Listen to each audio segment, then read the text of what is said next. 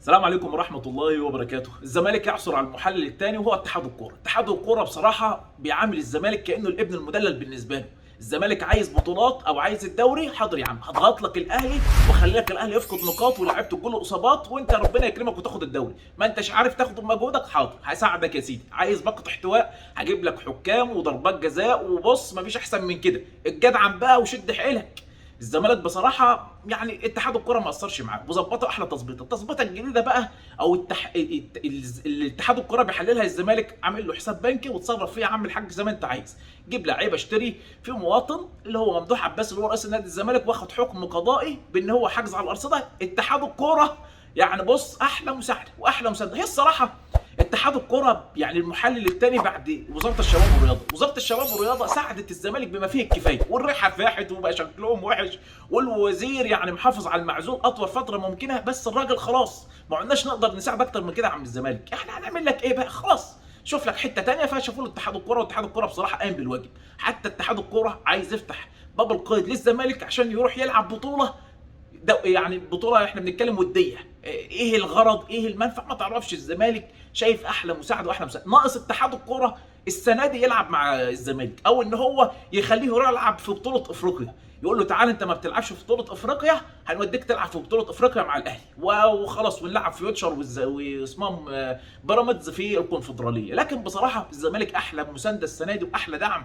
واحلى شغل، احلى شغل الزمالك شايفه. لكن سيبنا من القرف ده مهما نتكلم فيه. مفيش حد عندنا في الرياضه عنده حته روح رياضيه وان هو يخلي الرياضه عندنا مظبوطه. ده حالنا في الرياضه ما بيتقدمش. احنا بنتاخر كل يوم كل يوم. نروح للاهلي، الاهلي الحاجه اللي مفرحانا، الاهلي الحاجه اللي بتسعدك يا اخي.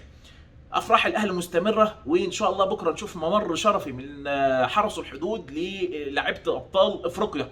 لكن بكره مباراه مهمه جدا هيلعب فيها، بنتكلم اغلبيه الاحتياطي بتاع الاهلي. يعني بكره ممكن نشوف وجوه شابه، وجوه جديده بتلعب في الملعب. رجاء يا اخويا انت وهو او حبيبي، حافظ على الفرصه. الفرصه ما بتجيش الا مره واحده، الفرصه ما بتجيش. عم كولر هيشوفكم بكره وهيديكم فرص. عندنا 10 مباريات، حاول بقدر الامكان تمتعنا. عايزين نشوف كره جميله وتمسك في الفرصه تثبت فيها.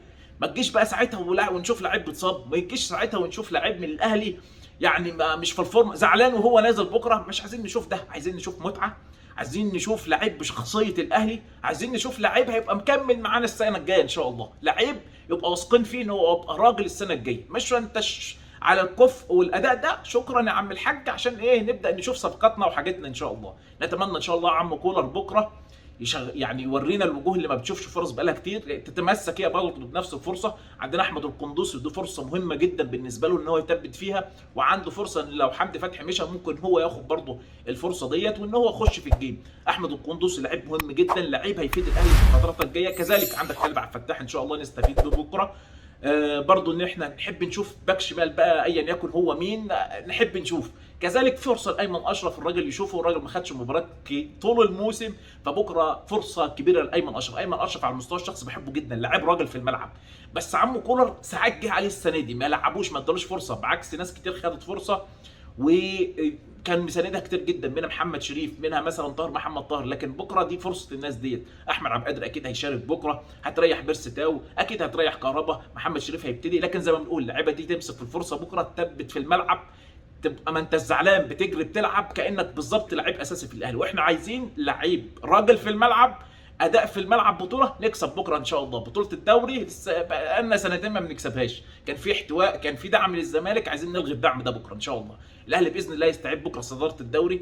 الاهلي ان شاء الله يفوز بكره على حرس الحدود بنتيجه كبيره، بحيث ان احنا يعني يبقى فرحتنا بتزيد يوم بعد يوم وبطولاتنا بتزيد والثقه بتاعتنا بتزيد. وكذلك زي ما بنقول الدوري عندنا فيه مباراه مهمه جدا مش عايزين نعتقها. هيقابل الزمالك، هنقابل بيراميدز، عايزين ندعكهم، عايزين ندعفلهم، عايزين ننفضهم، عايزين نغلبهم ان شاء الله. نتمنى ان شاء الله بكره التوفيق يكون مصاحب الاهلي. نتمنى ان شاء الله التوفيق بكره يكون مصاحب عم كولر في اختياراته للاعيبه اللي هي عاوزها تكمل معاه ويشوفها ويعطيها فرصه باذن الله.